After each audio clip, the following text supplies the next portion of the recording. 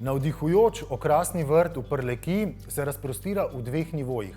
Zgornji in spodnji del vrta je nekoč povezovala nevarna travnata strmina, ki jo je bilo težko kositi.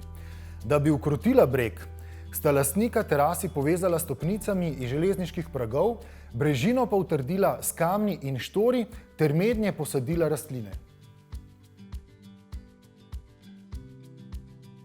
Navdihujoč okrasni vrt Olge in Robija v Prlekiji se razprostira v dveh nivojih, na približno 1000 kvadratnih metrih površine. Bivalni del vrta je tik za hišo in radovednega obiskovalca zapelje živo barvno rastlinsko kuliso ter zvokom žuboreče vode.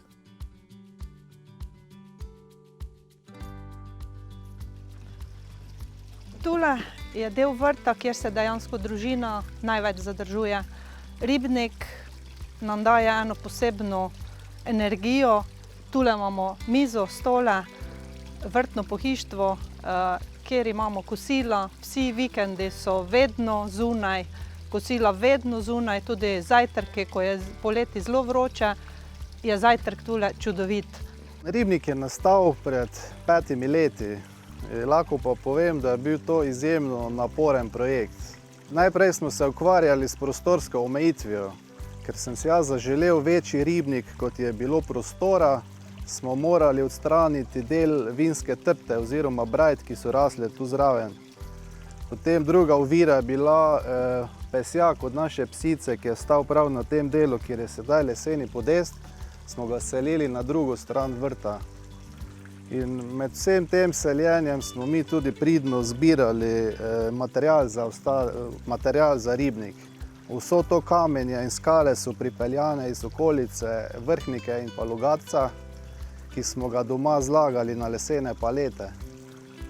Ko pa smo bili mnenja, da imamo materiala dovolj, pa smo začeli z zemeljskimi deli.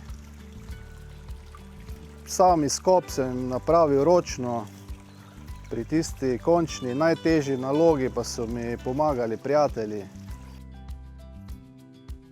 Sama posebnost ribnika pa je ta, da lahko ribice plavajo še tudi delno pod leseni podest in pa pod to veliko kamnito skalo. Na to skalo velikokrat pride tudi naša psička Pija, pride pit vode, pa malo zafrkavati ribice, da mislijo, da so dobile hrano. Zlasti, ko se zmrači, se v toplih mesecih iz ribnika oglaša žabji orkester, ki lahko domače uspava ali predrami. Prvo in drugo leto je res bilo par obupnih primerkov in nekaj neprespanih noči. Sicer še zdaj ne vem, če je bila to kriva tista generacija žab, da so bile čisto neuglašene in brez posluha za regljanje, ali pa se še mi nismo navadili na ta novi zvok. Zgornji in spodnji del vrta je nekoč povezovala nevarna travnata strmina, ki jo je bilo težko kositi. Da bi ukrotila breg, sta lastnika terasi povezala stopnicami iz železniških pragov, brežino pa utrdila s kamni in štori ter mednje posadila rastline. Tu so v osnovi že rasla velika drevesa, ker imamo povezano dejansko z naravo, z gozdom, in ta velika drevesa so dajala senco temu delu vrta. Vsi vemo, mah je vedno prisoten v senčnem delu. Nekaj časa smo se ga probali znebiti, ampak smo ugotovili, da je boljše, da se povežemo z naravo in mah izkoristimo v svojo korist dejansko. Zato je tu nastal mahovnjak. Jaz sicer kaj dosti nisem poznala rastlin za senčni del, ker naš vrt še ni toliko star in smo dejansko zasadili drevesa pred kakimi 15 leti, ampak drevo nekaj časa rabi, da zraste in daje senco. Zato sem bolj poznala rastline za sončni del vrta.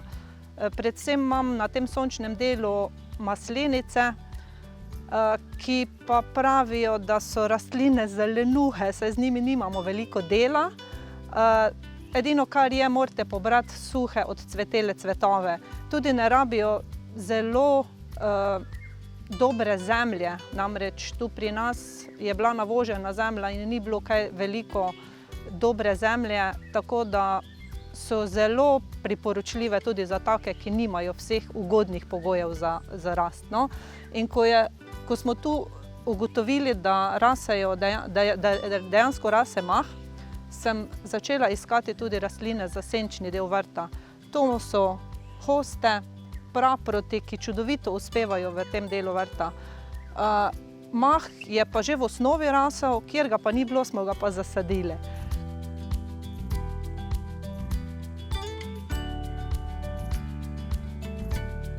Medtem ko Olga skrbi za rastlinske kombinacije, Robi ustvarja vrtne kreacije. V njegovi delavnici nastajajo najrazličnejši okrasni detajli iz lesa in kovine.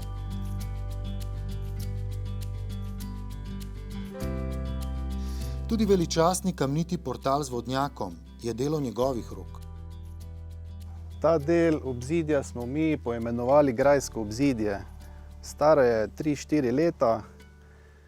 Od večjih projektov na vrtu je to najmlajši projekt. Cilj pa je bil, da bi izgledal kot najstarejši del zaključka tega vrta. Sama ideja je nastala zato, ker je na tem mestu prej stal zbiralnik vode iz nerjavne pločevine in smo ga želeli zakriti. In tako je nastala ideja o vodnjaku, ki pa je tudi prerasla malo na večje v obzidje. Material je ta peščeni kamen. Do njega smo prišli čisto naključno. V okolici Svete Trojice v Slovenskih Goricah so podirali eno staro poslopje in se je dalo zmeniti za material. Motiv vrat je vinska trta in pa grozdje. Ideja mi je bila logična, ker trta obdaja celotno to obzidje in sem želel nadaljevati ta motiv tudi skozi vrata.